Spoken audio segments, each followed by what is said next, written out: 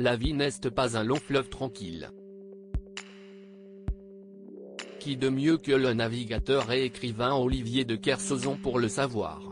L'homme de 78 ans, 4 tours du monde à son actif, a mis les voiles à Tahiti pour jeter l'ancre définitivement, loin de tout, même des siens. À l'aube de ses 80 printemps, l'écrivain et aventurier a soif de tranquillité, de nature et de retour aux sources. En Polynésie, Olivier de Kersauzon a néanmoins fait une rencontre venue qu'il n'attendait plus, celle de Sandra, avec qui il a passé le cap du mariage depuis une dizaine d'années. S'il tient énormément à son gros bateau baptisé Titaïna Explorer, Olivier de Kersauzon aime aussi se faire bercer dans les bras de sa douce femme. J'ai trouvé la bonne personne au bon moment, ça humanise, confiait-il à Ouest France en janvier 2020. Lui n'y croyait plus pourtant à cause de son âge avancé et de ses innombrables sorties en mer.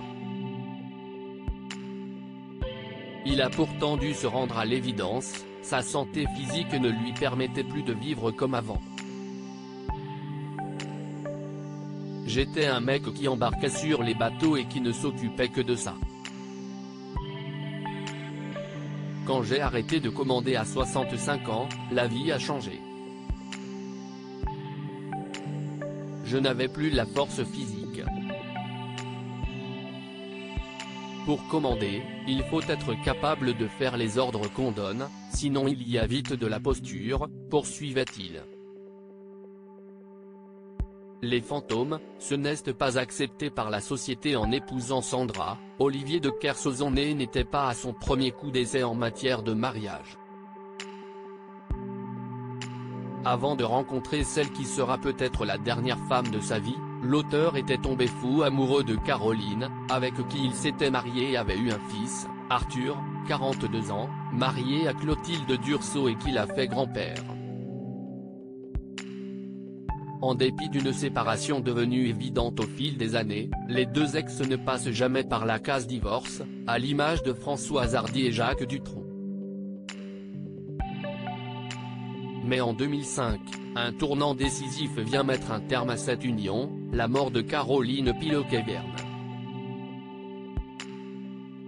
S'il a refait sa vie et accepté la situation, Olivier de Kersauzon n'a rien oublié de ce mariage. Avec un enfant en commun, il ne pourra jamais oublier ce qu'il a vécu avec Caroline.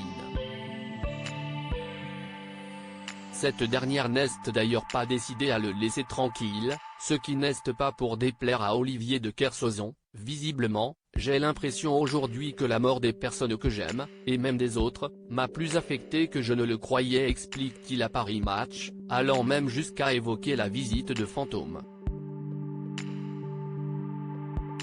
Ce n'est pas cartésien, n'est-ce pas?